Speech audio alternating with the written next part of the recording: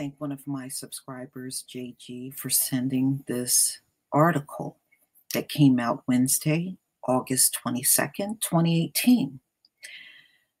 And this comes out of Rochester, New York.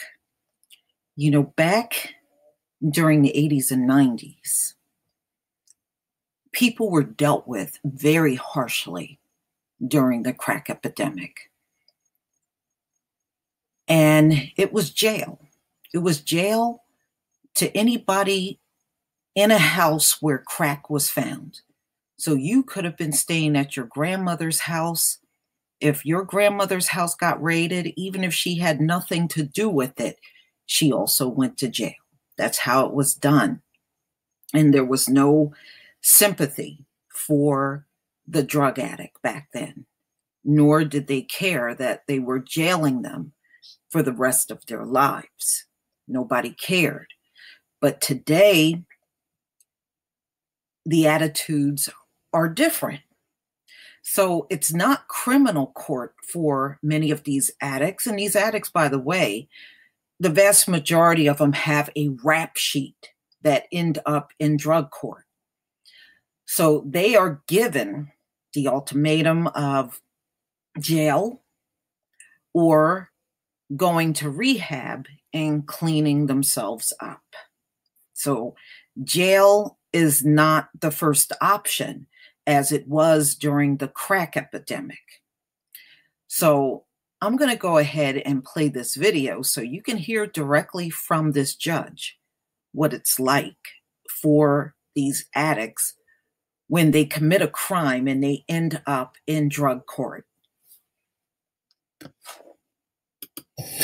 Approaching 1,000 deaths over 4 years, illegal opioid use is overwhelming police, hospitals, rehab units, and families in Monroe County. As 13 Wham's Jane Flash reports, nowhere is the fight for life more clear than a first-floor courtroom at the Hall of Justice. Jane? When drug court opened 23 years ago, there were only 5 others in the country and none here in New York State. It has long dealt with addictive drugs, but seldom with drugs as deadly. All rise.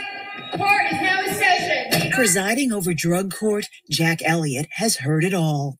I claim to be the most lied to human being in Monroe County. Oddly enough, even though I tell people not to use drugs or alcohol, they still do on occasion. Seen and heard it all, even heroin, until now. This is the scary stuff that's coming in now. The crazy fentanyl and people are just dying left and right. The harshest drugs hit the streets in batches. They hear people are dying from it and they think that must be the good stuff.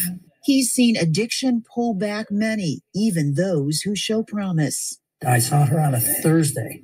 She'd been doing great, had been clean for 90 days, was in a really good spot. I came in the next morning. She was dead. There was 5 people within 2 weeks and died. Does it ever get to be too much? Yes.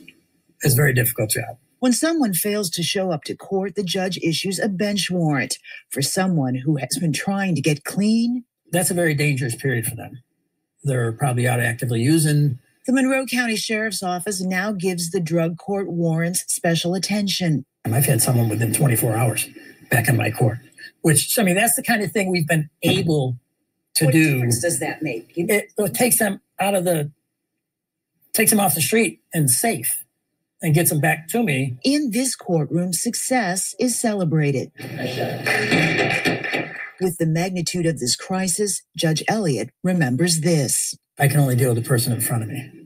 And so, although we do change the world, we change it one person at a time. And that's what I focus on. Nice job. Let's hear it for folks. A drug court is for people with a significant criminal history who also have a significant addiction. Now, roughly 8 out of every 10 defendants who appear before Judge Elliott are addicted to opioids. So that's how they do drug court. You know I did a story on someone right here in New Jersey that was arrested multiple times and committed all kinds of drug possession and all types of dealing and crimes of that nature and he had 5 opportunities to go to rehab through drug court. And, you know, when you really think about it, these addicts have it a lot easier than they did 20 and 30 years ago, when it was all considered a crime. But now they refuse to look at it as a crime, and it's now labeled, the same situation is labeled as a public health issue now. But please tell me what you think, ladies and gentlemen, about drug court. Please leave your comment and subscribe. Don't forget to hit on the notification bell.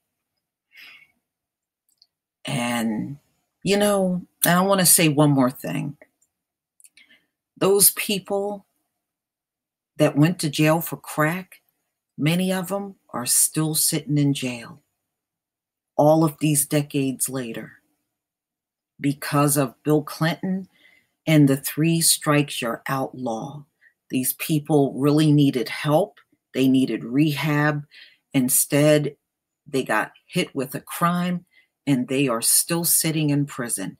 But the drug addicts of today get drug court and they get to keep their freedom. Peace, family.